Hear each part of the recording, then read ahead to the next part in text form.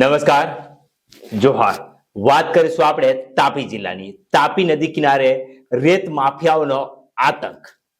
કુકરમુંડામાં ડમ્પરની અડફટે નિર્દોષ ખેડૂતનું મોત અકસ્માતમાં ખપાવવાનો થઈ રહેલા પ્રયાસ.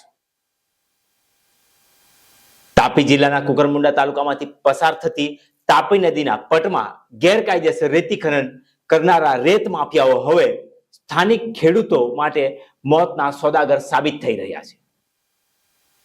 ગત તારીખ 15મીના રોજ કુકરમુંડાના કોંડરેજ અને ગોરસા ગામની સીમમાં રેતી ભરેલી એક બેફામ ટ્રકે અડફટે લેતા એક નિર્દોષ વિસ્થાપિત ખેડૂતોનું કમકમાટી ભર્યું મોત નીપજ્યું હતું.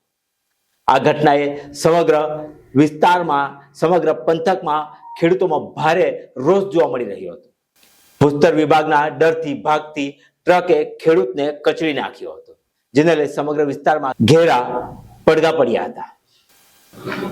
મળતી માહિતી અનુસાર પાટી ગામે રહેતા અને જૂના ગામની સીમમાં આવેલ પિતા દાદાની જમીનમાં ખેતી કરી પોતાનું જીવન ગુજારતા વિસ્થાપિત ખેડૂત રામકૃષ્ણ પ્રતાપભાઈ વડવી પોતાના ખેતરે જઈ રહ્યા હતા.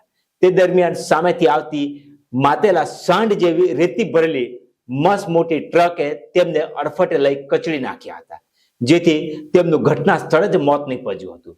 સ્થાનિકોના જણાવ્યા અનુસાર જે દિવસે આ ઘટના બની તે દિવસે જિલ્લામાં ભૂસ્તર વિજ્ઞાન અને ખનિજ વિભાગની ટીમ તપાસ માટે આવવા હોવાની અફવા ફેલાઈ હતી. આથી રોયલ્ટી ચોરી કરીને ભાગતા રેત માફિયાઓ અને ટ્રક ચાલકોમાં ફફડાટ મચી જવા પામ્યો હતો. વાહનો આડેધડ ભગાડવાની અને નાસ ભાગમાં નિર્દોષ ખેડૂતે પોતાનો જીવ ગુમાવવો પડ્યો. અકસ્માતની સમગ્ર ઘટનામાં રાજકીય દબાણ લાવીને ઘટનાને દબાવવાનો ખેલ સ્થાનિક સૂત્રોના જણાવ્યા અનુસાર કરી રહ્યો છે. જૂના ગોરસા અને જૂના કોલ્ડરેજ ગામની સીમમાં સ્થાનિક માફિયાઓ બહારથી આવેલા પરપ્રાંતીય માફિયાઓ સાથે મળીને વગર પાસ પરમિશને રાત દિવસ કરોડો રૂપિયાની રેતી ચોરી કરી ગુજરાત, મહારાષ્ટ્ર અને મધ્યપ્રદેશ સરહદી વિસ્તારોમાં વેચી મારે છે.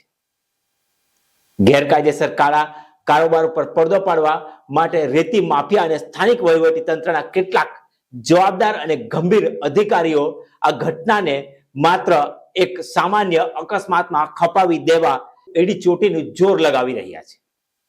કુકરમુંડા પોલીસ ઉપર રાજકીય વગ વાપરીને દબાણ લાવવામાં આવી રહ્યો હોવાનું પણ ચર્ચાઈ રહ્યું છે. સ્થાનિકોનો આક્ષેપ છે કે આજ દિન સુધી આ વિસ્તારમાં કોઈ નક્કર ચેકિંગ હાથ ધરવામાં આવ્યું નથી. ત્યારે તાપી જિલ્લામાં નવનિયુક્ત કલેક્ટર અને ભૂસ્તર અધિકારી સમક્ષ ન્યાયની માંગ લોકો ઉઠાવી રહ્યા છે. આ ઘટનાને પગલે સમગ્ર પંથકમાં વ્યાપક ચર્ચા જાગવા લાગી છે. લોકોનું કહેવું છે કે નિર્દોષ ખેડૂત પરિવારને ખરેખર ન્યાય મળશે ખરો?